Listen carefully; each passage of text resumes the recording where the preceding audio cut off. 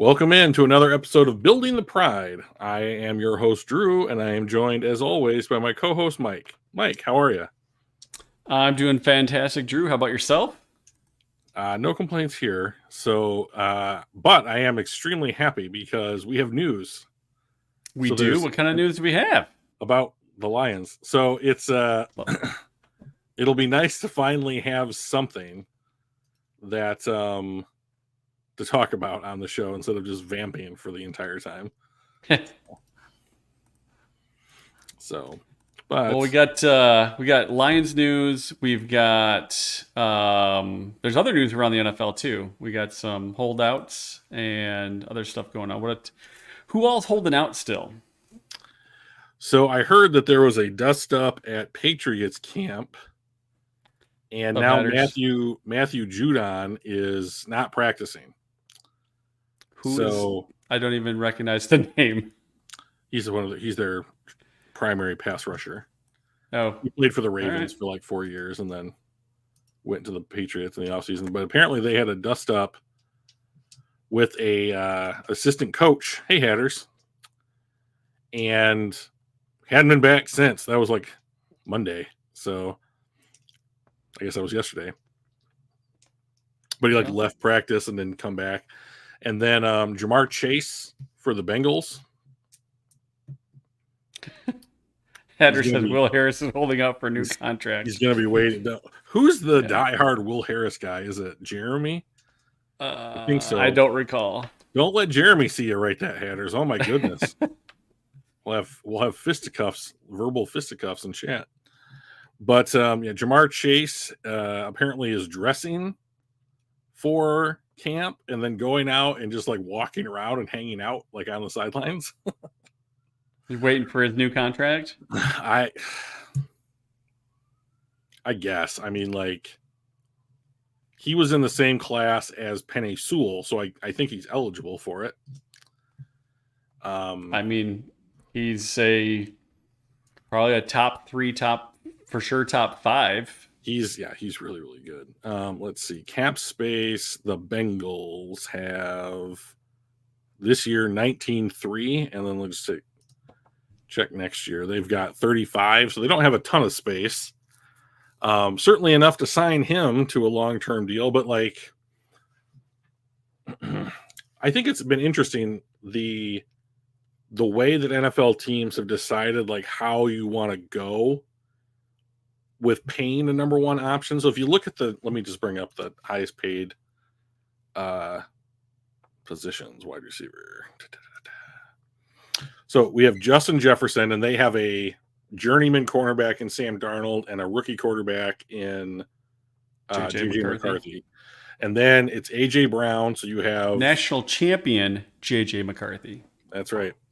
And then you have A.J. Brown, who's got Jalen Hurts, and you're paying Jalen Hurts the bag. You've already given Jalen Hurts the bag. So they have huge extension quarterback, huge extension wide receiver.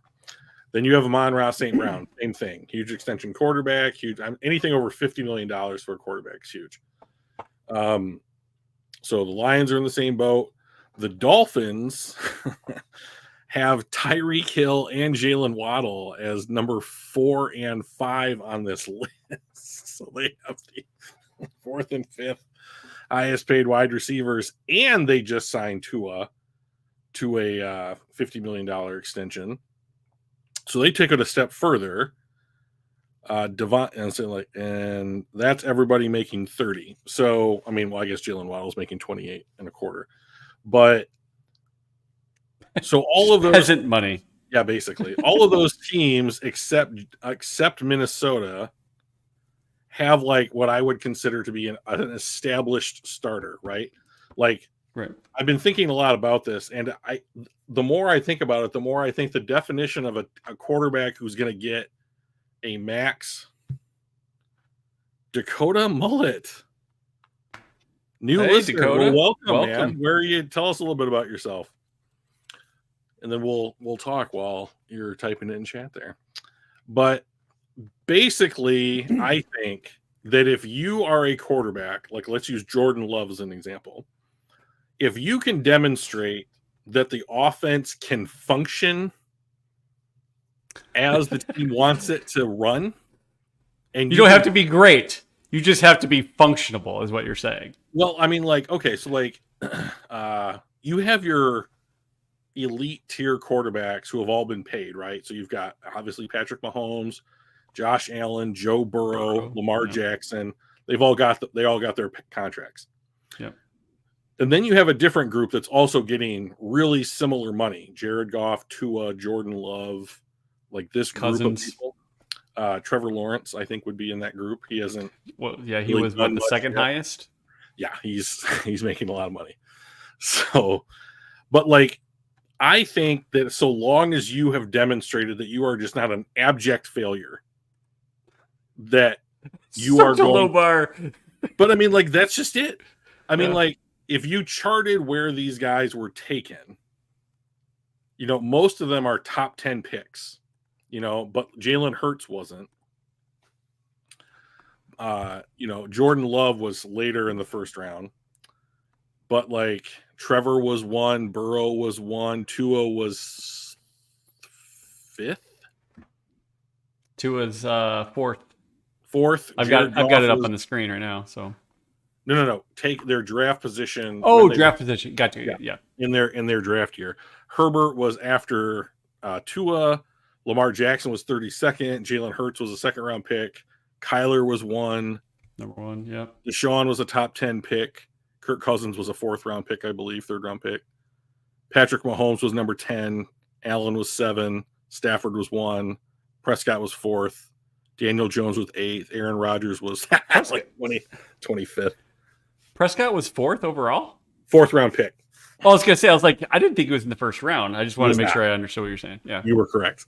So, yes. But like, I think if you so like, here's the thing that I don't understand is that like with the new CBA, you can continue to take shots at a quarterback in the first round, even if it's like at 1, right. And you're paying if you based upon the second contract that you give these guys, you're saving $165 million over the length of a 4-year deal.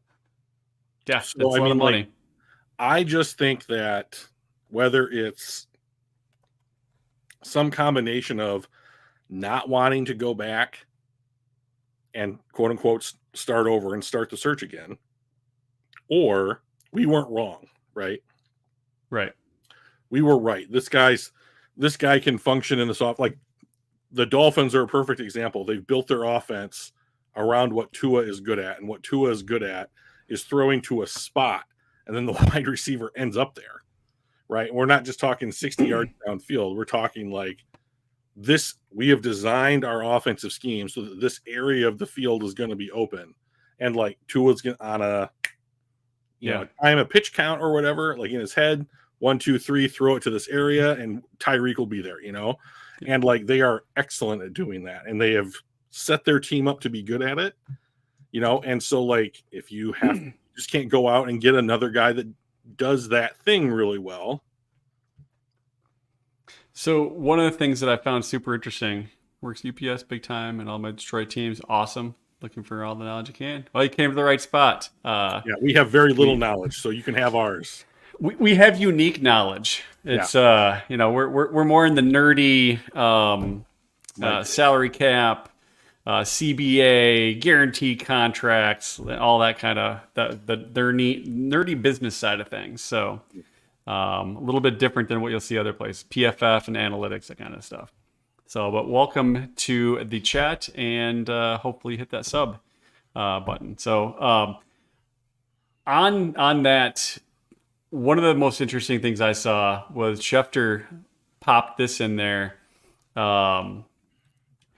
The 2020 draft now has produced nearly 1.25 billion with a B dollars in quarterback contracts. Mm-hmm. Absurd. I'm looking at them like that can't be. I'm like ending it in my head. I'm like, yeah, 275 million plus 212 million plus 260. Like, oh my god, it's $1.25 billion just 5 guys for those quarterbacks, and that blows my mind. The only thing that makes any difference, I think, on this list is how many quarterbacks are taken in the first round of a particular year. You know, like the 22 class, like the Malik Willis, no quarterbacks in like the first 2 rounds, whatever. Or no, Kenny Pickett went at 20. But like, well, we're back to 115. Hooray. But like last year's class, some of those guys aren't even in the NFL anymore. Yeah. You know, like I don't think Matt Corral's on a roster. I think he's playing in the UFL. So, Yep. but and that like, whole Trey Lance, that whole year, like Trevor Lawrence is really the only guy that's worked out, right? Because the Jets took Wilson at Wilson. 2. He's a backup. Yes. Trey Lance is a backup for his second team now. Who else ended up going? That was 1, 2, 3. Justin Fields was 10, 12, something like that, and he is a backup in Pittsburgh now. Yep. Who else was? I mean, that really, it's just the kid from New England. What's his name? Mac Jones. Not a backup, but he's a backup in right. Jacksonville to Trevor Lawrence. Yep. Yeah, he didn't last there either. Yep. So like Trevor Lawrence is the only guy that's even remotely worked out in that whole draft, and that was a huge quarterback heavy draft when it came to like putting your eggs into that quarterback basket. Yeah, so I guess that's the fear, right? Yeah. You may have a draft like this where that draft class is worth $1.25 billion. And then you may have the Trevor Lawrence draft class where it has one quarterback worth keeping on a roster. That's brutal. You know, and if you look at these guys that you've got up here on this list, like Joe Burrow played right away. Tua had to split time with Ryan Fitzpatrick. Yep. And like eventually the coach got fired over the fact that he wouldn't play him. Yep. You know, and then Justin Herbert, I think he started right away. He had a great rookie year. Yeah. Jordan Love didn't play for 3 years. Jalen Hurts, I think, only got a chance because Carson Wentz got hurt. The yips and went insane or whatever, you know, and like forgot how to play football.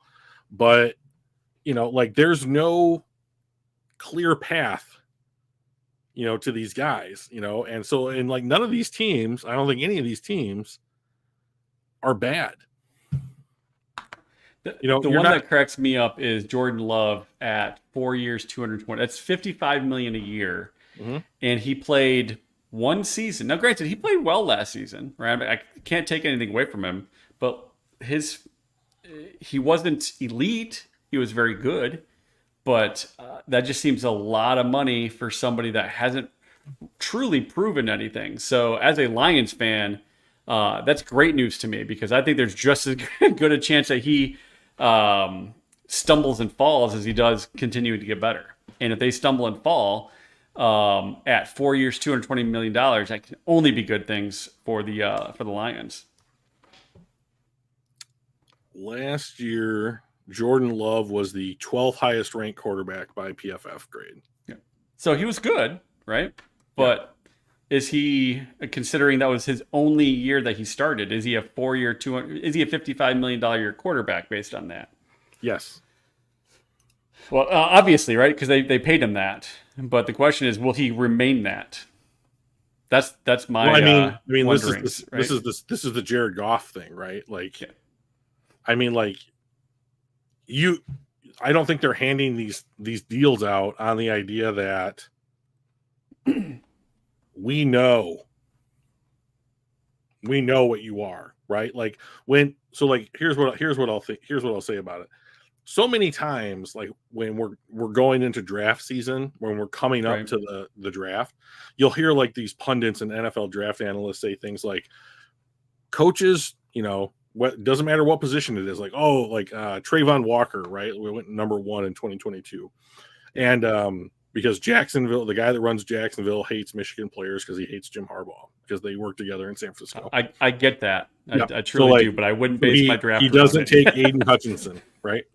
So he goes with Trayvon Walker, and so like because he's super athletic, and like we can mold this guy into whatever we want him to be. He's clay, right? He can be whatever we want. I think that mentality just stays forever with players. Like, oh, okay, like this year we're working with Tua on this, or this year Jordan Love, we're going to add this wrinkle that we think is going to help him out, or something. And like these coaches and like front offices think like, oh, okay, we're just like one thing away. We're one this away from unlocking the potential that we saw with this kid when we took him. Right. And it's like, okay, so then if we do that, he's worth the bag, because we just have to do our part because he's good enough to do his, right? Yeah. I mean, like, to be honest, like, I would love someone to do a study that is like, you're about to pay your 4th year quarterback that you took in the top 10, but you're not entirely sure, like what, like, so Bryce Young, right? I can tell you, I think right now Bryce Young will get a huge second contract. I mean, he hasn't completely failed, so he's got that going for him. I mean, like, I just think that like it's no one's gonna make a mistake, and that owner's trash. So I mean, like, he's never gonna. He'd rather shell out a couple $100 million than be like, nah, I made a mistake. That is a fair point. So why don't we turn? It's been 15 minutes. Our fan base is dying for Lions information. All right, well, let's do that. Let's talk about Taylor Decker, because we continued investing in the offensive line and signed Decker to Decker. Taylor Decker. Taylor Decker. Yes. Sure, right. Left tackle. Yes. Not Taylor Swift and not Eric Decker. Eric Decker's the guy that I was thinking about. Yeah. No, Taylor. 3 years, $60 million, $31.833 million guaranteed. We've got our left tackle. We talked last time or time before about what happens to Decker. Do we let him go and let him walk, and then move Sewell from right to left, and then draft a replacement right tackle, or have Manu or one of those other guys take over there? I think the answer to that has just been decided. Not for a while. Yeah, not for a while. So Taylor Decker this year will be 31 when I don't know what day. Let's see if it tells me his date of birth. No. Cool. So so this will take him through his age. So now he'll be on 32. He'll be 34 at the end of his extension, right? It makes him the 12th highest. I just checked. It makes him the 12th highest paid left tackle as of today in the NFL. That's great. I think that based upon Taylor Decker's previous contract, where he was averaging like $14 million a year, like, you could argue that the Lions have paid a guy who performs pretty much like the 9th, 10th, 11th best left tackle in football, well under the market rate.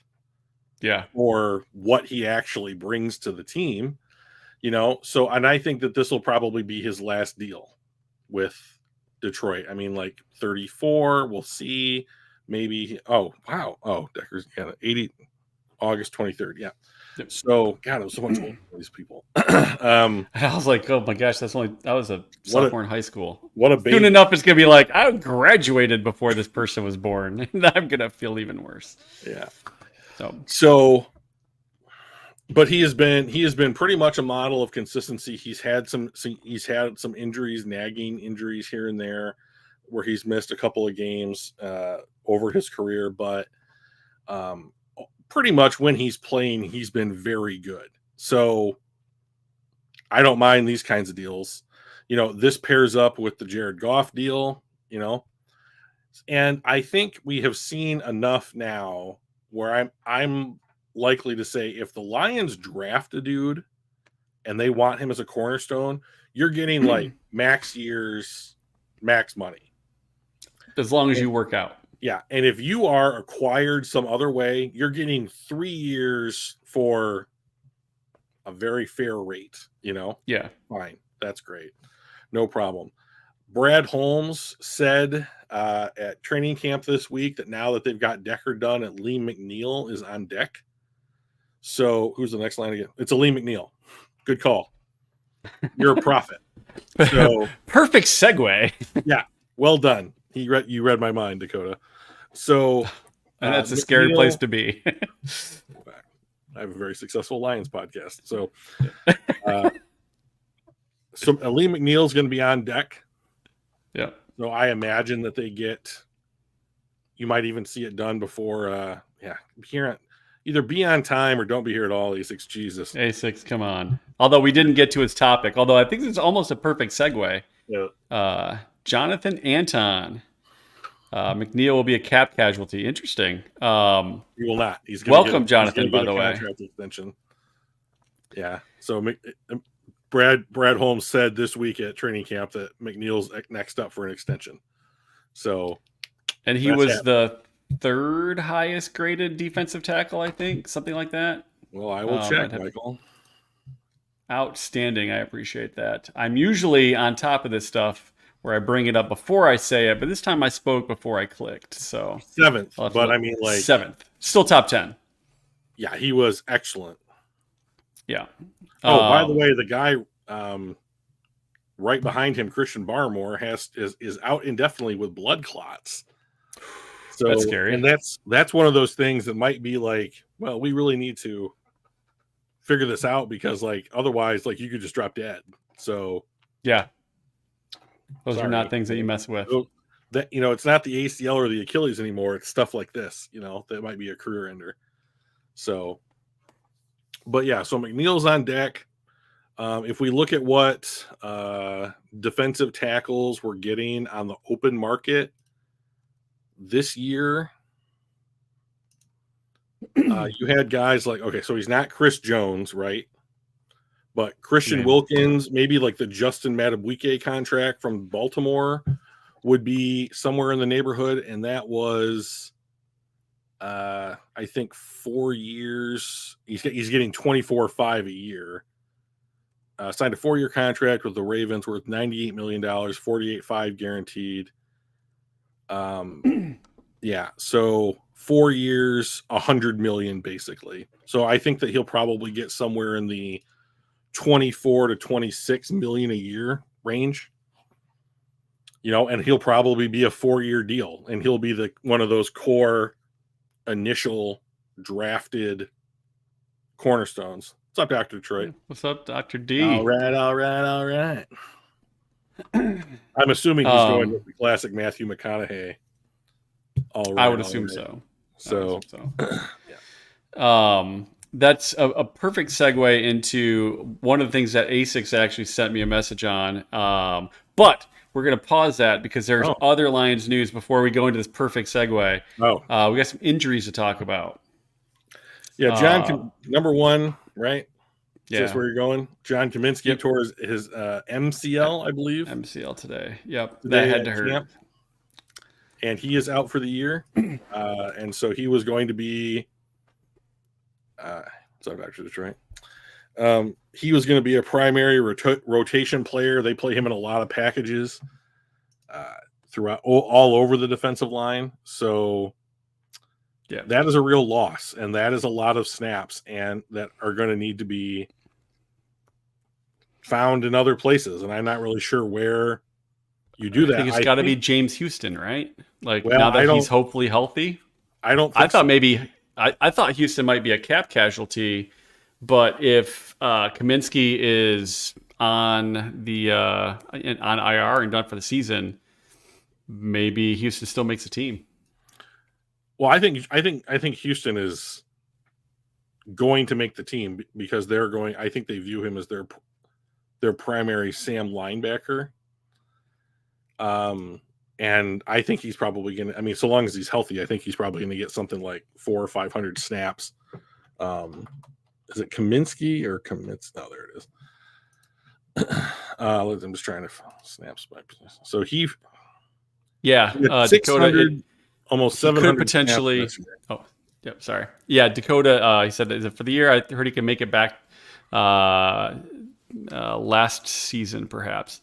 Kaminsky could potentially make it back in time for playoffs, if assuming we get to the playoffs, which I do believe we will. Barring some catastrophic issue and or injury, I think that we are definitely a playoff team. So hopefully he'll be back then. So the opening that I think this gives is for guys like Josh Pascal and Mekhi Wingo to get a larger snap share where Kaminsky would otherwise have played. So I think that you'll see those guys who are maybe big defensive ends or small DTs. Like, I think that they will play more inside, and then you will have a clear delineation of like Davenport, Houston, Betts at like your traditional edge position. Go says, here's a hot take. Derek Barnes played on the defensive line for 2 years in college and wasn't bad. Well, they lined what's his name, the linebacker at 18, Campbell. They lined Campbell up at rush edge a couple times last year too. So I mean, like you might see it. But like I do think that if you're going to do something like that, that's what James Houston is there to do. So yeah, if James Houston is healthy, I think that like you would see something like a lineup that's probably most of the time like Hutch, McNeil, Reeder, Davenport, and then Houston will be out playing linebacker, but on the line and like being that fifth rusher basically. So yeah, and then he's basically just like, go get the quarterback, go get him, James. You know, like that's your only job. Just we got other guys that can stuff the run, and we can do other guys that can outside contain. You just go get that guy. Yeah, I think that. Someone agrees with me. I love hearing that so much. So I think that this is a loss. This is not what I never want this, but like this is the type of thing that the Lions now can absorb, and I don't think miss much. Right. Like they have depth. I mean, like it's been so long, since we've been able to say like, oh yeah, no, like they've got depth, like they're not just ruined because they lost a guy at a spot. Yeah, like losing a starter 3 years ago was devastating to that position group, right? Mm-hmm. That whole room is like, all right, now what do we do? And thankfully, we've got the depth where we can lose a guy in a position like that. Even though our defensive line was not our strong suit last year, the improvements that we made and the fact that guys like Houston are now healthy gives us a little bit of that leeway to, withstand some injury losses, which you never hope for, right? Unless it's Aaron Rodgers or Claude Lemieux. In which case it's okay. I have a fun Aaron Rodgers story.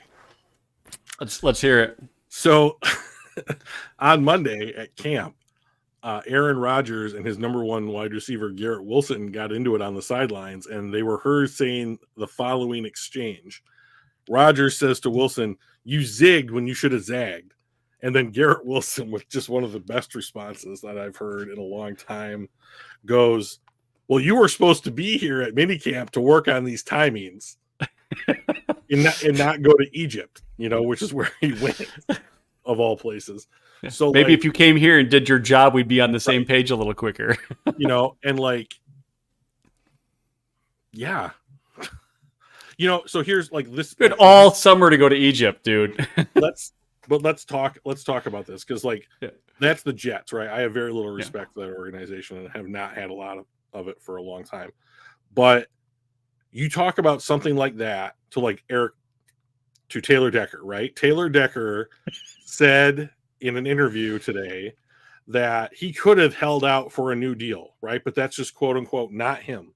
He wants to be here on the field, getting better. And like the Lions under this new regime, have we had anybody that was like, no, I'm just gonna I'll put the pads on, but I'm not gonna actually work because I'm holding out for a new deal, right? We just don't have that yet in Detroit. Oh, and one other fun thing about the Lions camp today, Martha Ford and Sheila Hamp were both present. Apparently they were like on a golf cart at Lions camp, and the fans in the stands were literally chanting their names.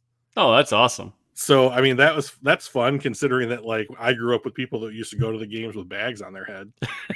So I I do mean, remember those seasons. yeah, so that's nice to see. Yeah, that's cool. I'm surprised. Were they chanting Martha's name too? Because it's really Sheila that I really imagine a turned things lot of around. chances for Sheila. I wasn't there, Yeah. but you know, I would be chanting for Sheila. Yeah, Hulk Hogan was there as well, from what I understand. I don't care about that at all. Pimping some new, I don't know, alcoholic drink or whatever. But so the other injury news is Michael Badgley, kicker last year. Apparently a pretty serious injury. He's out for the season. I think it was an ACL. Hamstring. Hamstring, but it must have been really serious though. Yeah, tore it off the bone. That had to hurt. Well, I cannot imagine how bad that hurt.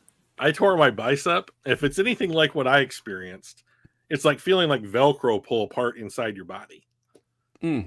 It's uncomfortable. I went into shock when I tore my bicep, and like my dad had to basically like haul my ass I can see that into the truck. So like I'm glad that he was with people, you know. But the guy that they have signed to compete with Badgley, Jake Bates, went 7 out of 10 in camp today. Yeah. So like, and the only one that he missed, I believe, was a 60-yarder. Yeah. Hey, Pat. So I'm going to be real interested if Jake Bates starts off the season like 5 out of 7. Yeah. You know, that might be week 9, you know, by how often they let our kickers kick field goals. But like, you know, it doesn't seem like he's the Jason Hansen. He seems like Michael Badgley with a better leg. Just kicking it further. But that's exactly what we needed, right? We need someone that can kick it relatively consistently, but in those 50, plus position, field goal positions, right? So Badgley was 90% of his kicks last year. But like I don't know that he made one longer than 55 yards. But I think that so Bates had better kick at a 90% clip because they had a kicker that could kick at 90%. Yeah, because they didn't let him kick it over 45 yards. Right. Because he couldn't make those. Outside. He never made an outside kick. Right. So I mean, like, are you gonna let a guy that's like maybe 80% kick it from 60? I mean, I don't know. But anyways, I think that the kicking issues on this team are not solved. Yeah. Or we'll see. I mean, it's also the first week of training camp. He did just kick in the UFL for, and he did really well. I mean, he was highly sought after because of how he did in the UFL. Yeah, he had 2 other offers outside of Detroit. One for at least, which would have given him more money, and he chose to play in Detroit because he lives in Michigan. Because of the UFL thing. So but the Lions play indoors, so that's 8-9 games a year that you don't have to worry about that shit. And if I could mandate one change for the NFL, we wouldn't play outside anymore. There's no reason to play outside. So I agree. If you want to show off how athletic and amazing your players are in your sport, put them in the best position possible to do that. And that is not snowy, rainy, nasty weather that you can't show off those skills. I remember a couple of years ago, you invited me over and we watched the college football playoff, and we were watching Georgia and Ohio State. And Ohio State had a chance, and this was in a dome, right? Yeah. And Ohio State had driven down the field. They needed to kick a field goal to win. And they were like inside the 25, I thought. And it was like a 30-something yard field goal. And they snapped it, and the guy just shanked it, And I'm just like, I guess you can miss field goals if it's not raining. Yeah. And snowy outside, It's still tough, Use your fiance as bait. What is going on? To get autographs. Yeah. That makes sense. It's the old bait and switch. Hey. Show a little bit of leg, like, get the guy to come over here, and then hey, can you my hat? Fishing or something? Yeah, it's pretty good. It's pretty good. I remember a Seinfeld episode where Jerry's dating this really attractive girl, and he starts driving like 100 miles an hour down the street because anytime he got pulled over, if his girlfriend was with him, the cop would just let him out of the ticket. It's the power of a beautiful woman is an amazing thing to behold. So yeah, until you get that female police officer that pulls you over and just doesn't care. And then she's got to go for that beard, right? Yeah. How many all-purpose yards will JMO have this year? All right, that's an excellent question. Let's look up Jameson Williams because I think that he's going to have a pretty decent year. Everything coming out of camp is that Jameson Williams is looking like a totally different player. So attitude better and everything. Like I think he said something. I want to be known as the best player to ever play this position. Now, granted, he had a really slow start, so he's really got to pick shit up if he wants to be known as better than Calvin, better than Randy Moss, better than Jerry Rice. But I love the fact that his goal is to be the best ever. So, speaking of the best ever, Justin Jefferson has started his career on pace with what Jerry Rice has done. Yeah. And he only needs to continue to do this for like another 12 years. It's a lot of more years. After this year to get to Jerry Rice levels. I mean, like, I appreciate Jameson Williams in the drive, but like Jerry Rice has got the bar set as high as almost any professional athlete in history. So last year, Jameson had 24 catches on 42 targets for 350 yards. And 2 touchdowns, and then he had 3 carries for 29 yards and 1 touchdown. So I'm thinking that he'll get something like 55 catches on like 75 or 80 targets. And I think something like, I think the way that they're going to, I don't think that they're going to send him on 9 routes all the time. So I was listening to the Athletics podcast, and they asked someone the same question, and they thought a good year for Jameson Williams would be something like 60 catches or 65 catches for something like 650 to 750 yards. Hey, Kathy.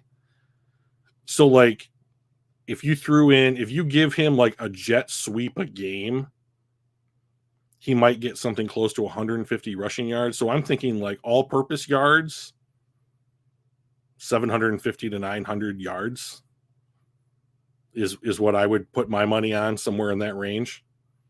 I can see that. I mean, I can also see him, especially if he really breaks out. And hey, Kathy, by the way, I think if he really breaks out and does what he is trying to do, and that is become a big star in this league, I think that he could make 1,000. I think he can hit the 1,000-yard mark. Well, they'll need to throw him the ball on par with what they're throwing to Laporta and Brown. And that's really the big question is, like, there's only so many yards to go around because there's only so many snaps, right? So if he's going to get 1,000 yards, that means St. Brown is going to probably have less than what he had last year. Laporta will probably have less than what he had last year, because that difference is going to end up going to JMO, because it's not going to Reynolds anymore because he's not on the team. So I think it'll be really interesting to see what we do and how that yardage and scrimmage yards get spread around our different players. Because Gibbs, I mean, for all of he's an offensive weapon, and he's not just a running back. He's a receiving target. He had very few receiving targets last year, very few receiving yards. So if he's going to be more of a focus, which they talked about as a receiving threat, that also is going to start taking away yards from other players and targets. So the way that we can spread stuff out is awesome, and it makes it incredibly difficult to game plan against us defensively. But it is also going to be very challenging to have Laporta to have 800 yards again, and St. Brown to have 1,400 yards, and JMO to also hit 700, 800, 900 yards. So it'll be really curious. How many catches do you think that Gibbs had last year, off the top of your head? Off the top of my head, I would say he had 25.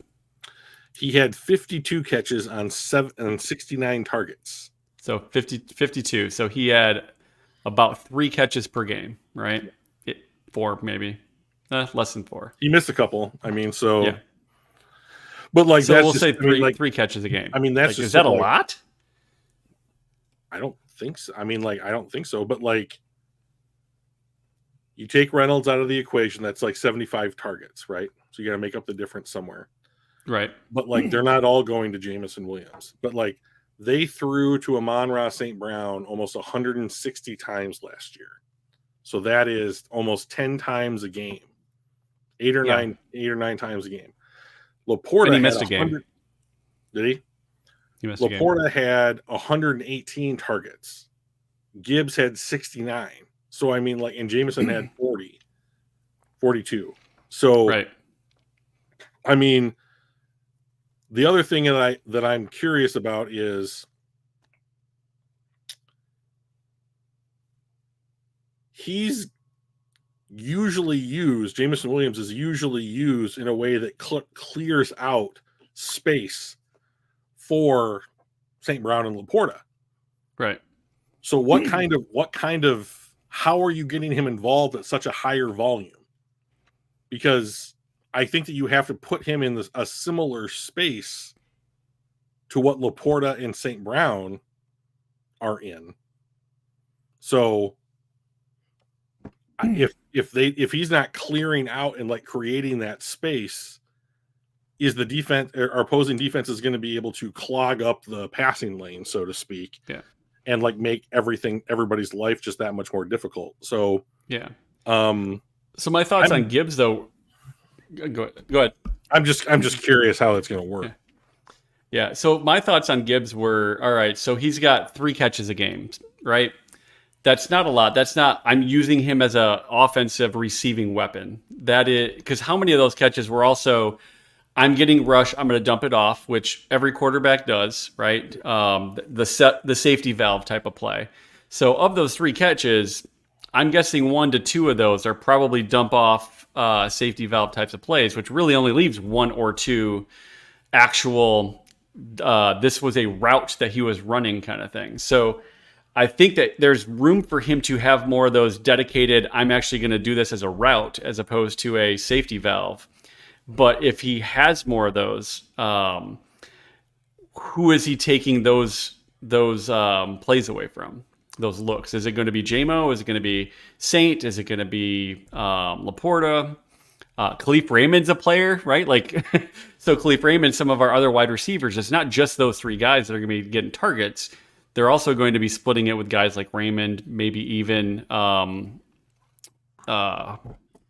Green, if he sees the field as one of our depth guys. So he's taking first team starter reps in practice. So that's awesome. I think he's got a lot of potential. I'd be curious to see how he does. I'm looking forward to preseason a lot because I want to see these guys. I want to see these guys play.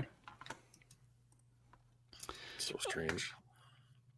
So kind of back to the question that I forget who had it. And I said we've got a thing from A6. So A6 posed the question: Jonah Jackson was the first good player we let walk. He ended up signing a $20-ish million a year deal for the Rams. Who's the next core guy or bigger name that we don't re-sign? So I don't think that. So my first issue here is that I don't think that they view Jonah Jackson as a core guy. If they had, he would have been re-signed. So that's why I added bigger name, right? Because like one of the guys that I was thinking of was Anzalone. He was the first thing that popped into my head. Is he a core guy?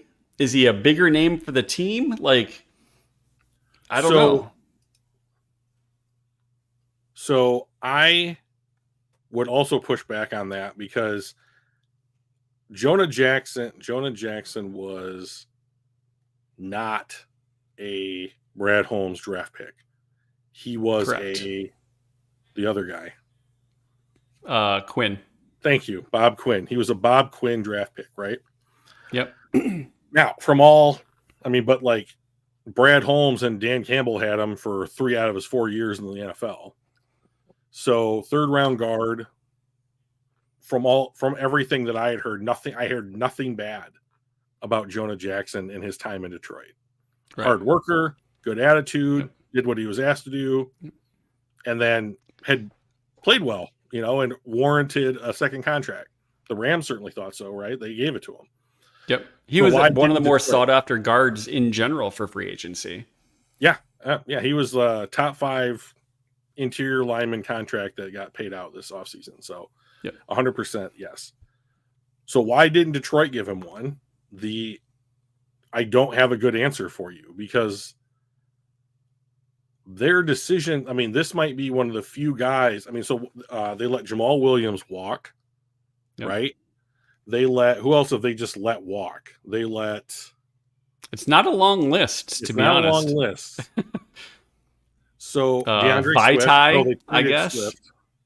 Who? Vaitai, I guess you could say, but he was really an injury, end of career kind of thing going on with him. So I guess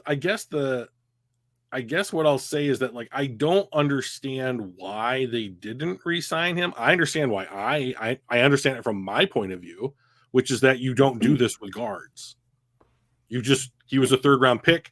He doesn't play a premium position. You just go and you get another one. And they got Christian Mahogany on deck, who was a 6th rounder. Right. So then they went and traded for Zeitler, or they got Zeitler in the offseason. Yeah. Right. Yeah. For half of what they're paying Jackson, right? Right. But he's 34, not 28, or 26. So I don't know. But I think what Holmes wants to do is he wants the whole team, basically, the core of it, this is what we're moving forward with it. They want those guys to be draft picks. And I think that if you're trading for a guy, if you're bringing a guy in the offseason, like a Zeitler, you are here for a while, and we'll see what happens. So who's the next guy? That's an excellent question, because I don't know that I can give you a name, because McNeil's on deck, right?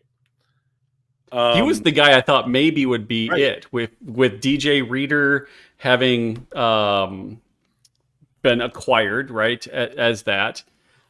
I wasn't sure if we were going to pay McNeil for that, but it sounded like, from what Brad Holmes said, his plan is to re-up McNeil. The only candidate that I think that I could come up with, one second, I'm just going to scan the defense here really quickly. I think the only guy that I think that I can come up with that it all fits Jonah Jackson's scenario would be Jameson Williams.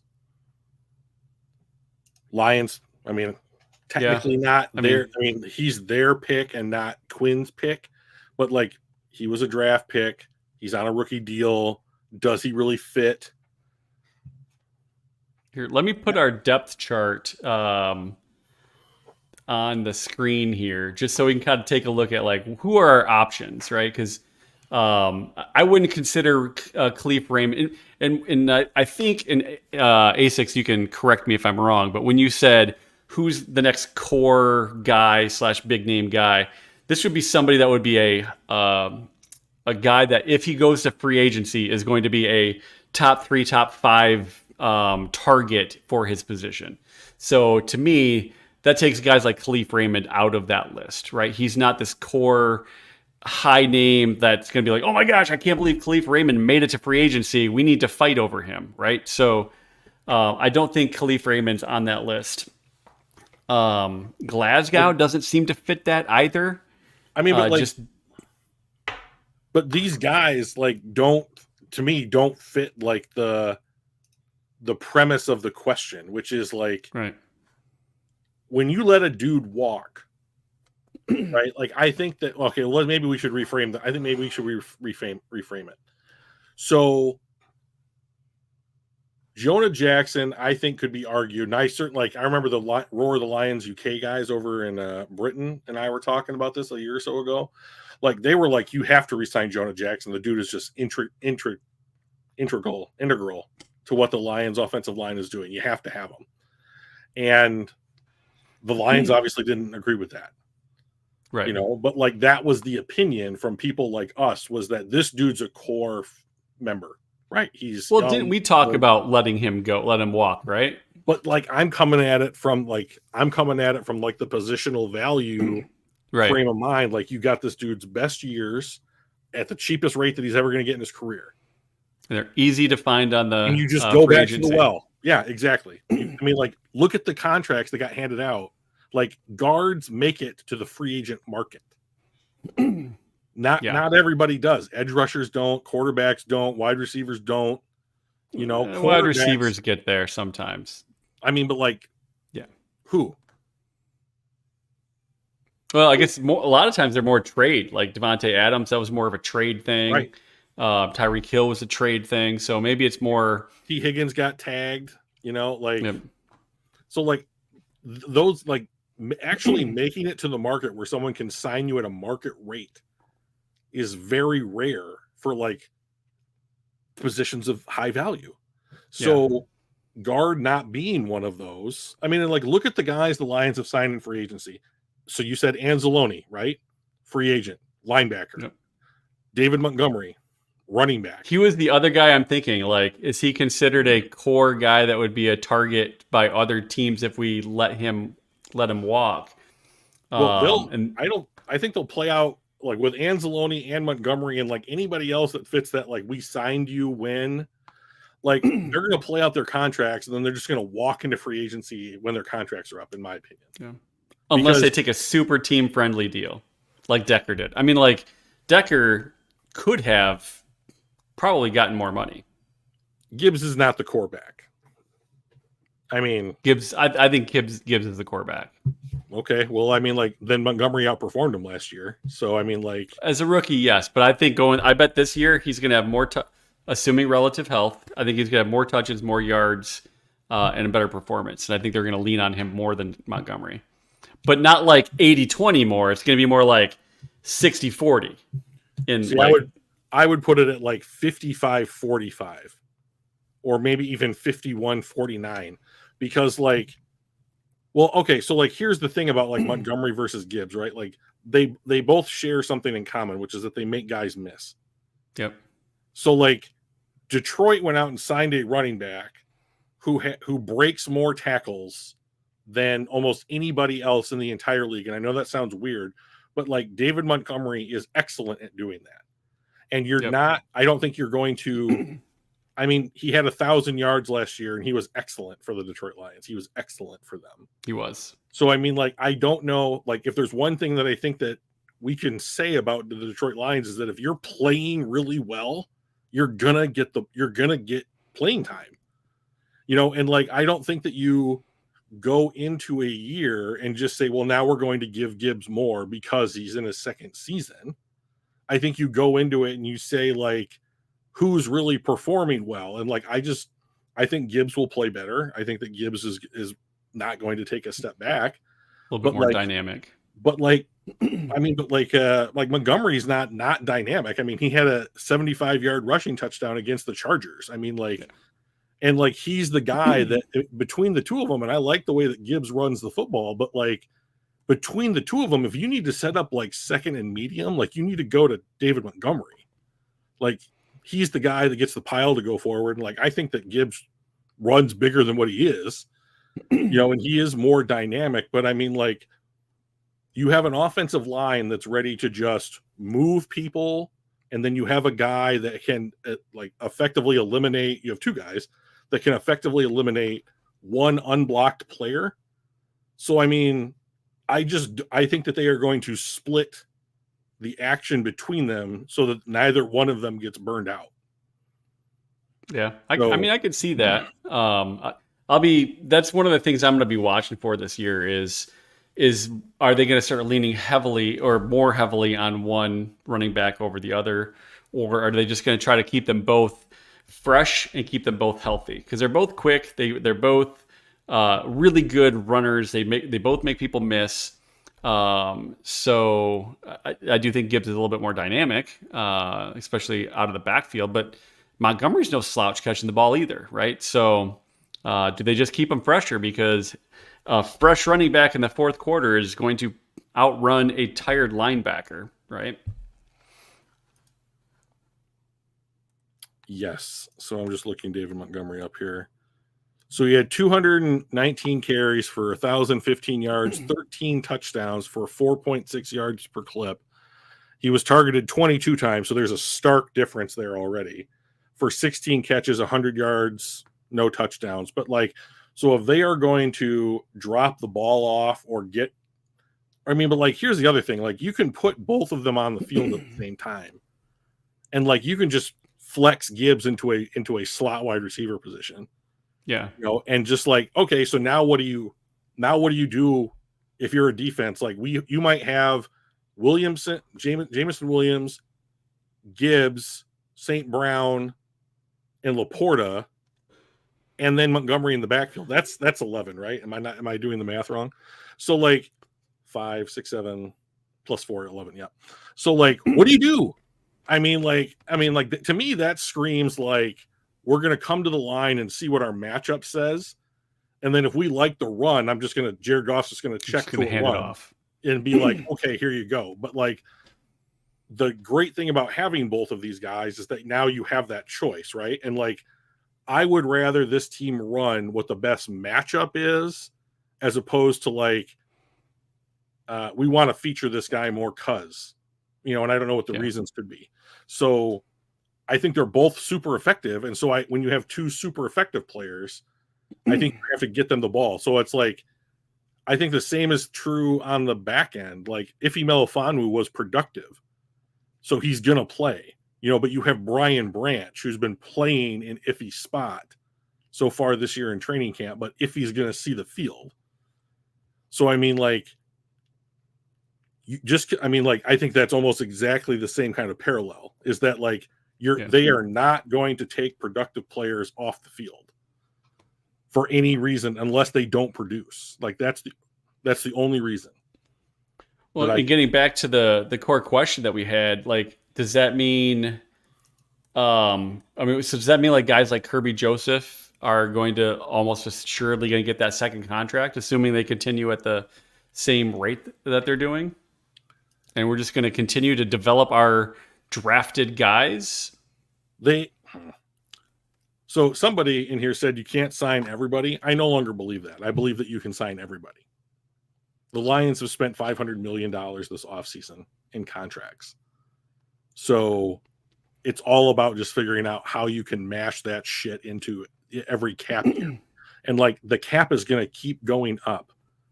And like, every year that some new Amazon or Netflix somebody or Roku or whoever wants to get in on casting their games is going to give them another $1 billion, then like, you're going to let someone go. So every year you're going to have $15 or $20 million. And the way that they've managed their cap so far, and this will continue to shrink as they add more big contracts, but like, they have space at the end of the year that you can roll over. So like, they are managing their cap in a way where I think that you can get most of these guys on the roster, and maybe if you're a Barnes or Khalif Raymond or Jalen Reeves-Maybin or Anzalone or somebody, and you want to stay on the team, then you do take but like Anzalone's making $6 million a year. Montgomery's making $6 million a year. It's nothing. Yeah.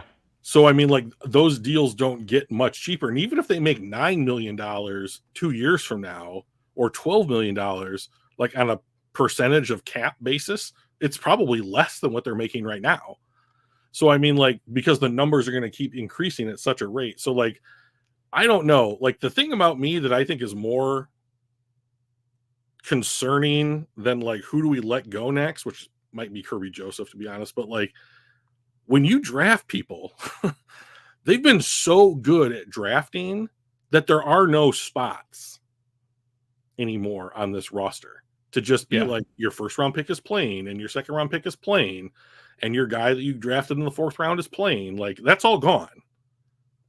So, I mean, like, I think that real soon, maybe as early as next year, you might see the Lions like drafting and stashing 1st and 2nd round picks. You know, I mean, that would be super interesting to just to have a pick that you're taking the first, because typically those first rounders are expected to perform that year. Sure. It's they're not usually a developmental pick, right? The NHL is totally different. A lot of first round picks, even top 5, top 10 picks. You get that guy, and then they sit in the minor leagues for a year or two as they develop. That's not what the NFL does. If you're a top 32 pick, you start playing right away, and you're expected to make a difference. So being in a position to take somebody in the first round and go, you don't actually have to start right now, but let's learn behind this guy, is kind of a game changer for the depth of your organization and how long you can keep that Super Bowl window open. Because you're not just all banging in on like, all right, we got a tight window of 2 or 3 years, and then we can't afford everybody, or we don't have the depth of young players coming up. We have to start re-signing people, signing free agencies to fill those cap holes or those positional holes. You don't have to worry about that. So I think we're doing a really good job of setting ourselves up for that. Yeah, I have no good answer for this question, to be honest, because I mean, I think it'll be someone that I view as less consequential, like an Anzalone or like a Kirby Joseph or somebody like that.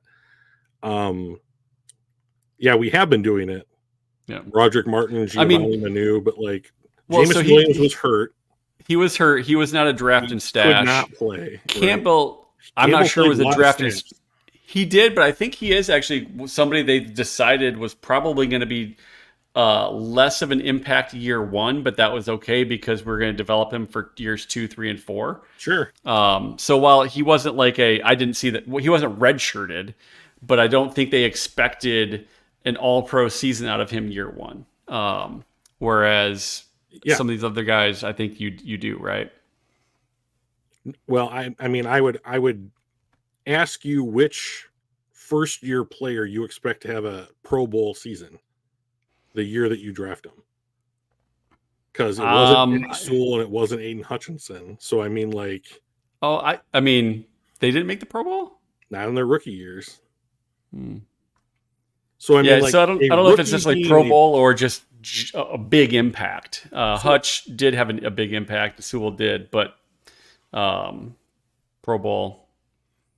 They were also on a really shitty Detroit Lions team, right? And the Pro Bowl is strictly a popularity contest, that means nothing.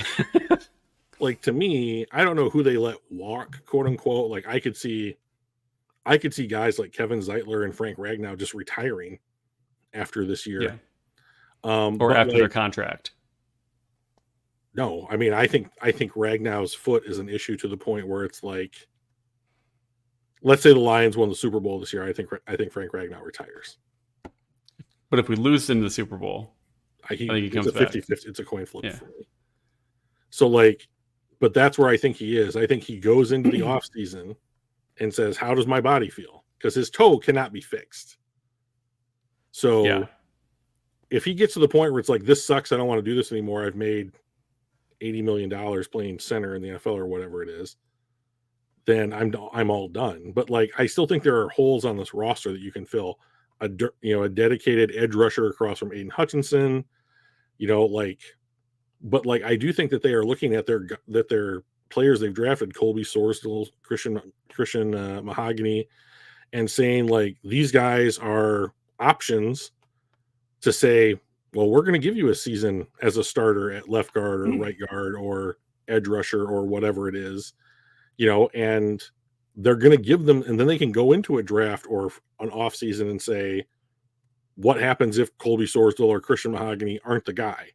We can bring in a veteran, but give them the opportunity, so like, but then with their premium draft picks, I think that they're going to continue doing what they've done. They'll probably either move up or move down depending on how much they like the players available. And I haven't been able to predict his moves yet. So, but like, it's a good question. I'm impressed by it because it's difficult to answer. But like, I don't think there is a guy that's just like,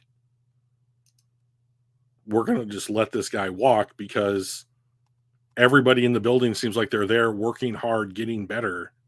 Like Jack Campbell has had a ton of praise this season. Jameson Williams has had a ton of praise this offseason for being there, getting better, doing the things that you're supposed to do. And like he's followed Jared Goff around wherever Jared Goff has gone in the offseason. Like when Jared went back out to California, Jameson Williams went with him, and like they worked. He was just like, I'm just going to line up wherever Jared Goff is throwing the ball, and we're just going to continue to do that. So like, I don't know that if you're doing stuff like that, I don't think this team is just going to be like, well, there's the door. Right. But they have to have some kind of order of precedence or priority for like who we're going to pay. And like, I just don't think that we have seen enough moves like Jonah Jackson yet to say with any kind of certainty, like, this guy clearly looks like the guy that's probably next in line to be invited to not return. Right. So. Invited to not return. I like that. Yeah. The last thing that I wanted to, I know we're a little bit over already, but the NFL players have voted on each other and have chosen their top 100, and they've gotten through, I think, the top. They started at 100 and they worked their way down. I think they've gotten through 20. So let's talk about some of the Lions that number 80 is Sam Laporta. Sure. So obviously last year he was a rookie, so he didn't have a 2023 rank. But I think he deserves. I think it's probably a pretty solid ranking. What are your thoughts on where he's ranked in the top 100? I don't care about any of these. I don't care about the number next to any of these guys. No. Here's my thing. 3 years ago, Detroit didn't have anybody on this list, and now they have guys littered across it, and they are likely to continue to have guys make this list as they get better. Jahmyr Gibbs will be on this list at some point. He didn't make it. He didn't make it, but I mean, who knows? Yeah, if he gets the workload that you think he's going to get this year, he might be next year. I mean, so they've done 20 through 100, right? And the one, I'll throw the ticker at the bottom. So the ones that they've released so far is Sewell is the highest graded or ranked player that they've announced so far at 22. St. Brown's at 23. Hutch is at 47. Goff is at 48, and Laporta is at 80. So there's a few guys that I was a little surprised. I thought maybe Sewell would be higher, but I was wondering if Decker might be on there. I wouldn't think he was going to be in the top 30 because at the time they'd only released 30 through 100. But I didn't think it was going to quite be there. But I wasn't sure about like where's Brian Branch. I feel like he would be in the top 100 somewhere. So Ragnow, he may actually still be on the list. Maybe he's in the top 20. If he wasn't, I think he's horribly underrated by his peers because he should be somewhere in there.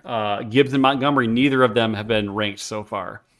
So I would expect one or both of those would be in the top 100. So maybe one of them is in the top 20.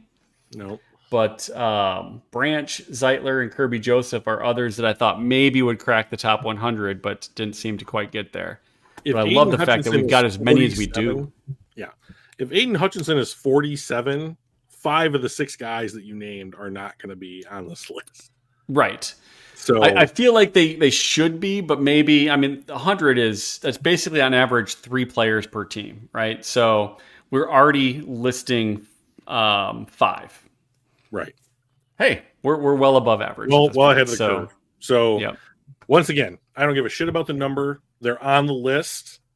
That is respect that the Lions haven't had in, let me just check, my lifetime. So, I'm sure that like Matt Stafford, Calvin Johnson, and Ndamukong Suh, Barry Sanders made these kinds of lists, but like that was the guy that made those lists, right, on those teams. So They've got 5 guys. Sewell's obviously going to be on there. There's no doubt in my mind. Hopefully, Frank Ragnow, who's either regarded as the best or the second best center in the NFL, will also be on that list. And if that's the case, then what's the number 6 or 7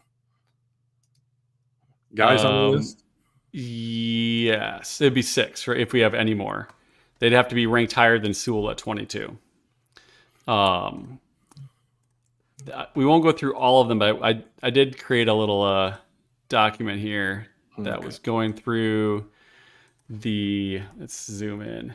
So these were the top 100 that they showed. These are Lions and other notable players. And the reason why I threw some other ones on there was just for a correlation between different players, right? So like, or if there were a big drop or a big gain, like Cam Hayward dropped 53 points. I think that's kind of crazy. But Hassan Reddick dropped 39. Saquon Barkley dropped 55.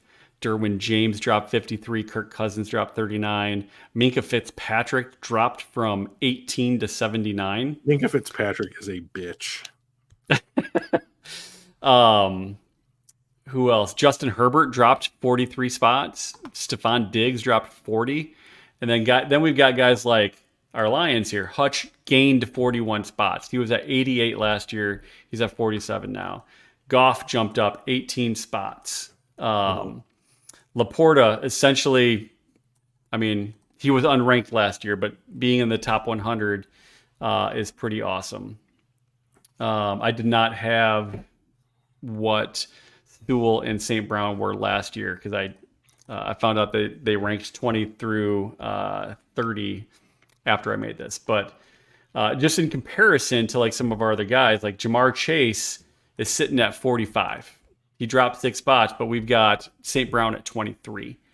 In the quarterback category, we got Goff at 48. Stafford's just a little bit ahead at 42. Burrow's only at 39. He had a 33-point drop, by the way.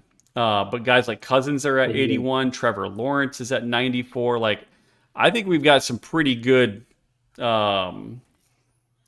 rankings in comparison to like guys in their position groups. Yeah, Diggs at 56, right? I do too. As a receiver. Yeah, I just, neat. Yeah. I mean, and like you said this is done by NFL players. The players ranking each other. So that's I mean, that makes it to me more interesting than the media doing it. Yeah. So like, I think this is an interesting thing.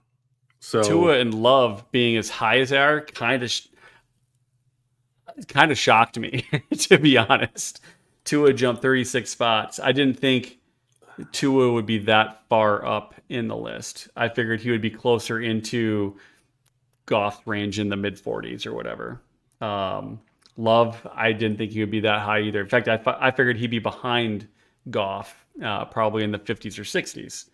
But yeah, so some of these were really interesting and how they view each other within the league. But that was kind of the other piece I wanted to throw out there as a Lions fan. I love seeing where we're at, and I love seeing where our guys are compared to other top players in their position groups. So I'll be curious to see what 1 through 20 is as they roll that out over the next few days. Who's doing this? NFL.com. Okay. Yeah, we can. We'll certainly follow up on it. See where Ragnow and Sewell ended up. But well, Sewell ended up at 22. I don't know where Ragnow is. I'm assuming he's either ahead of Sewell or just not on the list. That would be a travesty. Yeah. Yeah, I would be pretty surprised. But this is NFL players. Like, yep. I'm not an NFL player. My mindset is not that of an NFL player. So might be totally different. So anything else that you can think of that we want to pop off about? Yeah, I'm going to give a shout out to Ennis Rickstra, who, according to coaches today, different player when the pads come on. So the Lions are now we're putting pads on, we're hitting in practice, and apparently Ennis Rickstra has been so good that you cannot take him off the field. So nice. I mean, to me, if that is the case, then I think the best 5 that the Lions can put out in their defensive back group would be Joseph, Branch at the 2 safety spots, and then Arnold, Rakestraw, Davis at the cornerback spots. And so, and like that is what I am hoping to see week 1. And like everything that I've heard is like Amik Robertson plays like he's 7'8". You know, like the dude is just unbelievably physical, unbelievably just gets after it. You know, and like the worst corner that I have heard about from like our top group of corners is Carlton Davis, who like had one negative play and like came right back the next play and made a good play, pass breakup on the next thing. So I mean, like, oh shit, you know, like I'm not worried about that at all. You know, like what I would love to see is by week 2, by the time week 2 is over of the preseason, that there is some kind of consensus as to we've shaken this group out. Like this is not who's going to play. Jerry Jacobs, who your Rams signed, by the way. And saw that. It's not my Rams. I'm wearing this logo. Okay. Yeah, you take a lot of pride in the Rams then. So I mean, like, it's not figuring out who's it gonna be. Like, who is the dude? Araraway, or what's the other guy? Who is the other guy at the beginning of the chat that they were making fun of? Will Harris and Kendall Vilder and Jerry Jacobs. We're not shaking those guys out anymore. You know, it's like our first and second round pick, plus the dude that we traded for, plus the dude that we brought in, you know, that like plays the way that we want to play, plus like the safety and Ife Melifonwu, who like had a 9-game stretch last year that was just awesome. Yeah. You know, like, oh shit. You know, like, I'm just so ready. I'm just so ready for this shit to happen because, like, yeah, we're 2 weeks away. We're about 10 days away from first preseason game. So it's a week from this Sunday, the 8th, I believe. So, yep, August 8th, East Rutherford, New Jersey, against the Giants. But to Dr. Detroit's point, after week 2, I just want to see health. Yeah. And I remember, was it last year? I think we kind of redid our defensive backfield by bringing in some cornerbacks. We got Cam Sutton and Mosley, and then everybody fucking got hurt. It's just all of a sudden like, well, we thought this was going to be a big boost to our backfield, and everybody got hurt, and we sucked. And as long as that doesn't happen again, knock on wood, we stay healthy, then I think that we can come out of the gate reasonably strong. He said we weren't healthy through midseason. Yeah, our defensive backfield was just not healthy. We were playing. I mean, we had to go get Kendall Vildor off of his couch, right, to come in and be a starter for us, and that's not what we want to do this year. So let's keep those guys healthy and get them, you know, working together, getting on the same page, communicating well, all that kind of stuff. So that is my biggest fear for week 1, just knowing what the Rams, because we're playing Rams at home, knowing what they can do offensively with Puka Nacua, Cooper Kupp, Kyron Williams, and Matthew Stafford.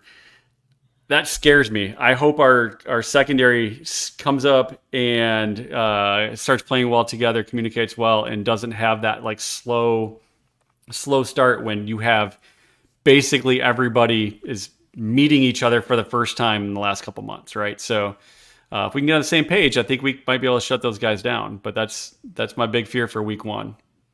Well, we did in a playoff game when they were playing for their lives, and it, you know, with as far as I'm concerned, a worse team. So, I don't really have a. We've already talked about this. Like, I am not concerned about the Rams. So, yeah. So, all right. Anything else for the good of the crew, for chat? Any final thoughts? Nope. Just a thank you for everybody that turned out. Like, we had a couple new people in chat. We had Dakota, and then we had this other guy that I'm trying to find here, Jonathan Anton. So welcome, you guys. Hope you guys show up. Feel free to send us an email or drop some comments in the comment section. I don't know. I'm bad at this, but like, Yeah. we are happy to actually talk about that stuff on the show. So we do not have a following that's so big that we can't take a little personal time to answer your questions. So feel free. Right on. Awesome. Well, let's end for today, and then we'll catch back up next Tuesday, right before our first game. Sounds good. Loving it. All right. Talk to you guys. Bye.